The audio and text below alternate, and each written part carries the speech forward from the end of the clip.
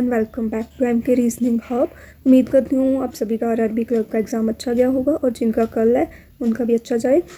तो लकीली आज स्कूल्स में छुट्टी थी सेकंड सैटरडे की, और ट्यूशन वाले बच्चों को भी छुट्टी कर दी थी मैंने, क्योंकि ऑलमोस्ट काफ़ी बच्चों के जो दिसंबर यूनिट टेस्ट के एग्ज़ाम्स हैं वो हो चुके थे, और जिनके भी बच्चे हैं उनके 17 और 21 वगैरह से स्टार्ट है। तो मुझे इतना कुछ फील नहीं हुआ छुट्टी करते टाइम। सो मेरा एग्ज़ाम था लास्ट शिफ्ट में, शिफ्ट नंबर 4 में, जिसकी रिपोर्टिंग टाइम थी 2:45 की। तो अगर मैं अपने अटैम्प्ट्स की बात करूँ तो रीजनिंग में मैंने किए 39 क्वेश्चन। एक क्वेश्चन छोड़ा था, वो मीनिंगफुल वर्ड वाला ही था। मतलब मेरे पास टाइम बचा था लास्ट में, पर फिर भी मैंने वो क्वेश्चन नहीं किया। मैंने कुछ 1-2 क्वेश्चन पर मार्क फॉर रिव्यू किया था आंसर देकर, तो फिर मैंने वो दोबारा से चेक कर लिए, क्योंकि मुझे था कि नेगेटिव क्यों ही लेनी, तो इसलिए मैंने वो वाला क्वेश्चन नहीं किया। सो रीजनिंग ओपन होते ही इसमें फर्स्ट क्वेश्चन आया था ऑर्डर रैंकिंग का। ऑर्डर रैंकिंग वाले में 6 पर्सन्स थे, उनकी डिफरेंट हाइट्स थी। तो मेरा जो सीक्वेंस बना था एग्जैक्ट मुझे नहीं याद, बट थोड़ा बहुत जो याद है वो मैं बता देती हूँ। इसका कुछ ऐसे था, सबसे ज़्यादा हाइट ई की थी, उसके बाद डी था, उसके बाद मुझे याद नहीं है बीच वाले 3, और लास्ट में बी था। सो आप अपना बताना कि आपका भी आंसर ऐसा ही कुछ था। और उसके बाद अगर बात करें, और मैं सच बताऊँ मुझे एग्जैक्ट सीक्वेंस नहीं याद क्वेश्चंस का भी, बस हाँ इतना याद है कि पजल्स में आई थी डेट और मंथ बेस वाली, जिसमें आई थिंक डेट्स थी 17 और 26 और मंथ्स थे जन, जून एंड दिसंबर वाला।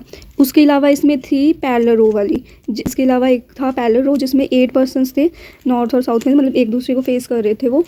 और इनइक्वालिटी के भी सम्स थे, इनइक्वालिटी के भी मतलब एक स्टेटमेंट वाले ही थे।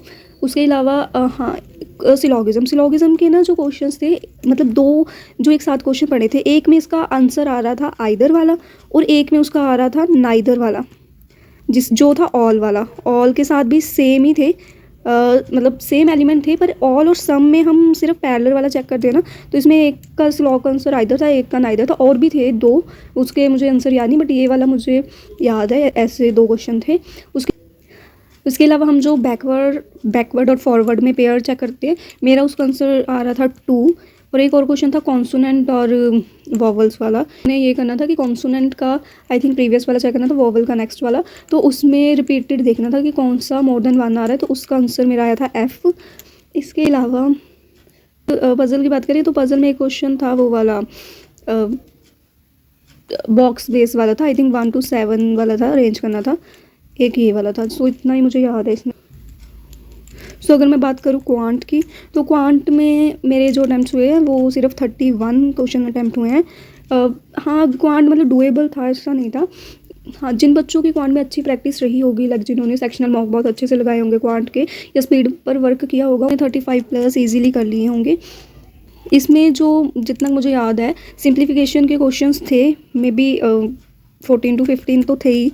इसके अलावा मिसिंग नंबर सीरीज़ के क्वेश्चन थे, वो भी बहुत इजी थे, और 2 DIs थी। एक जो फर्स्ट वाली थी वो मतलब है तो सिंपल थी देखने में, पर हाँ उसके क्वेश्चन थोड़े से लेंथी थे एज़ कम्पेयर टू सेकंड वाली DI जो थी मैच वाली, जिसमें ODI और टेस्ट मैचेस की बात की थी। उसमें क्वेश्चन ईजी थे, और जो फर्स्ट वाली थी उसके क्वेश्चंस ईजी थे पर उनकी लेंथ थोड़ी बड़ी थी।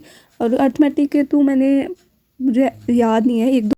सो यही है, टोटल मेरे 70 अटैम्प्ट्स रहे, 39 इन रीजनिंग एंड 31 इन क्वांट्स। अभी मुझे कुछ नहीं पता एक्यूरेसी का कि क्या रही क्या नहीं, वो तो हम सब भी ट्राई करते हैं कि 100% एक्यूरेसी के साथ करें, वो बाकी तो रिज़ल्ट से ही पता चलता है कि क्या एक्यूरेसी हमारी रही एग्ज़ाम में। अगर मैं कैटेगरी की बात करूँ तो मैं SC कैटेगरी से आती हूँ, और पंजाब की SC कैटेगरी की अगर लास्ट ईयर की कट ऑफ देखें तो वो थी 66.50, ये थी कुछ। और मुझे ये नहीं पता कि इस साल जो वैकेंसीज़ वो इंक्रीज़ हुई है या फिर डिक्रीज़ हुई है as compare to last year, तो बाकी तो उस पर भी डिपेंड करती हैं कट ऑफ।